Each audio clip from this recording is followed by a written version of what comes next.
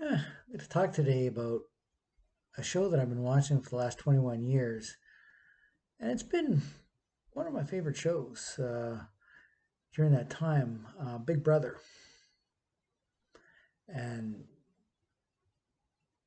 it's on CBS 3 times a week during the summer months. And they've had 22 different seasons because they did in 2008 they did two versions of Big Brother. So and they're on season 23. And one interesting fact about this show is that when you break down the people who've won in 22 seasons, there's been three non-white winners. Um, June, who's a Korean, Casey, who's a Filipino, and Josh, who's a mixed race Cuban. And that's, I guess, one in every seven winners has not been white. Um, and I guess this is a problem for some people, especially since an African American has never won this show.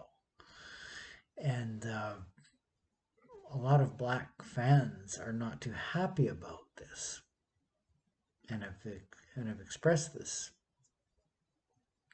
online every year when a black person doesn't win.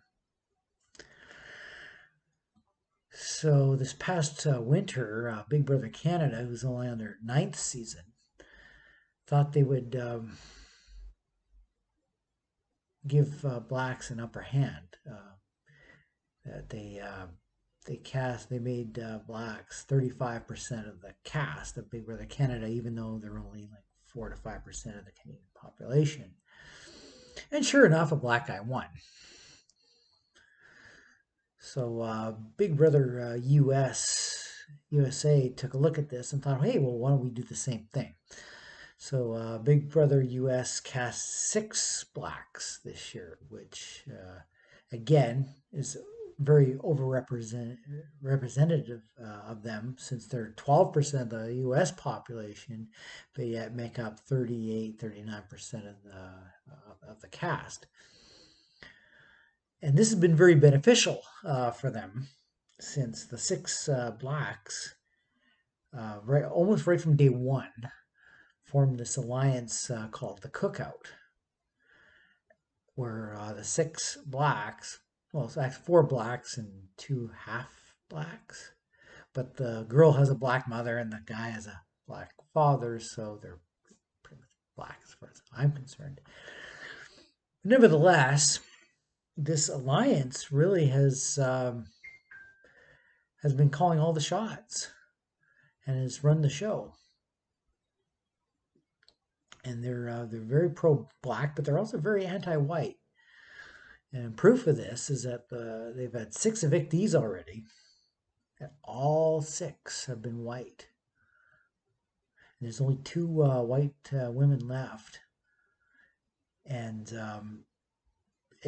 and, and when I say they're anti-white, like there's 2 non-black, non-whites, a Chinese fellow and Derek, and I guess a Hispanic, although she looks Middle Eastern, girl named Alyssa.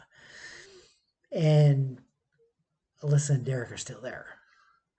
Now, they're not going to be there for long because this Black Alliance are going to cut them loose sooner rather than later.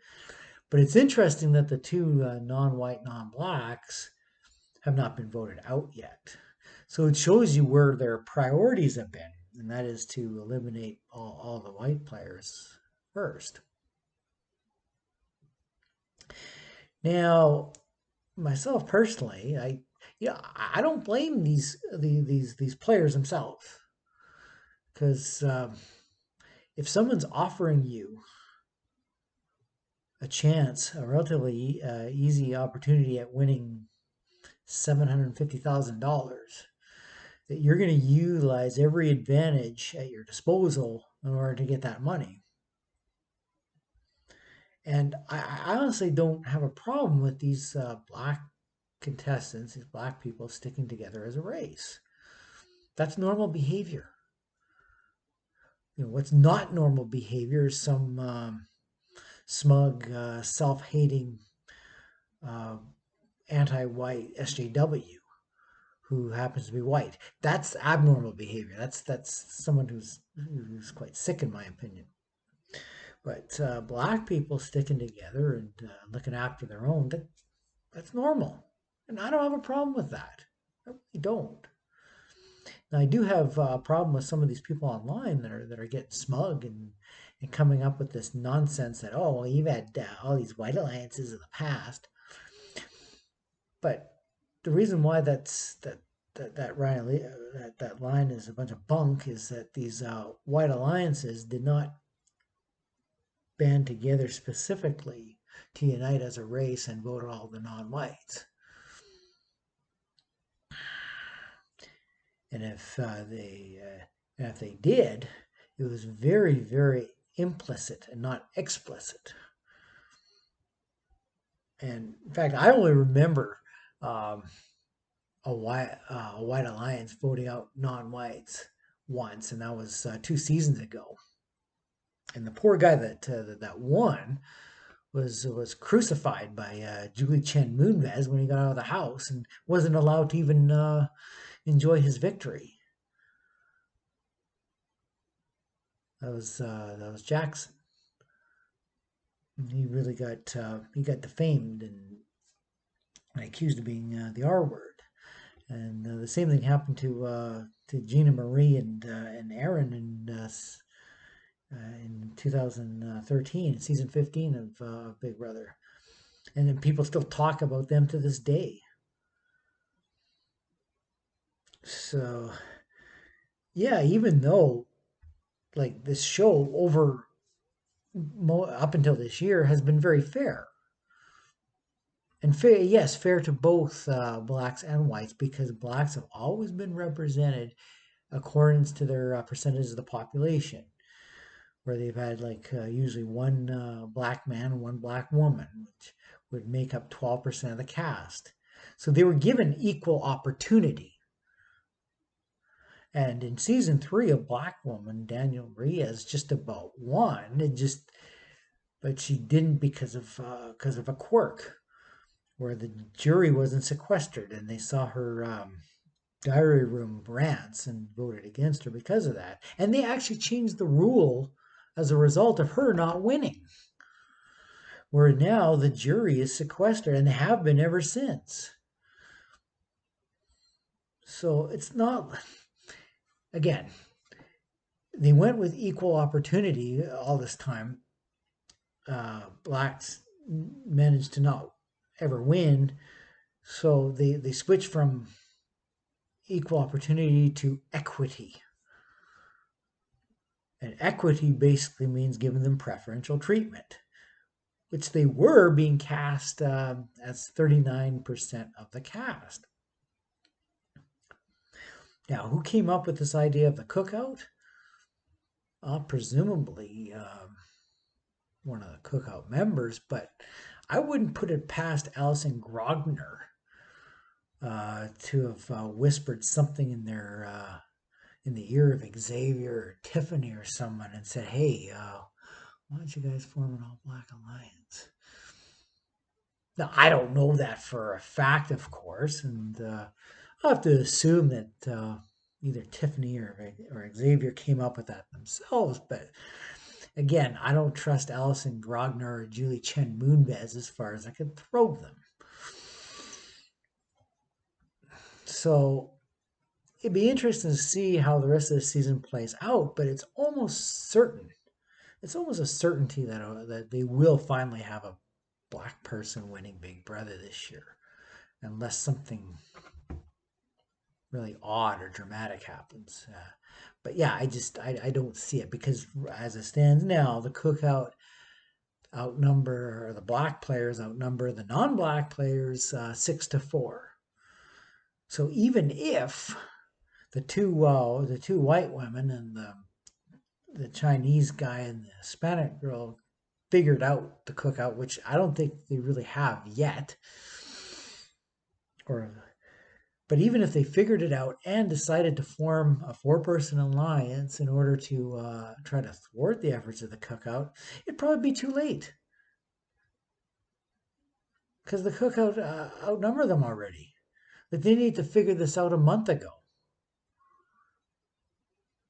but they were either clueless or I think what's more likely, I believe, is that they may have suspected there was an all-black alliance, but they didn't want to believe it.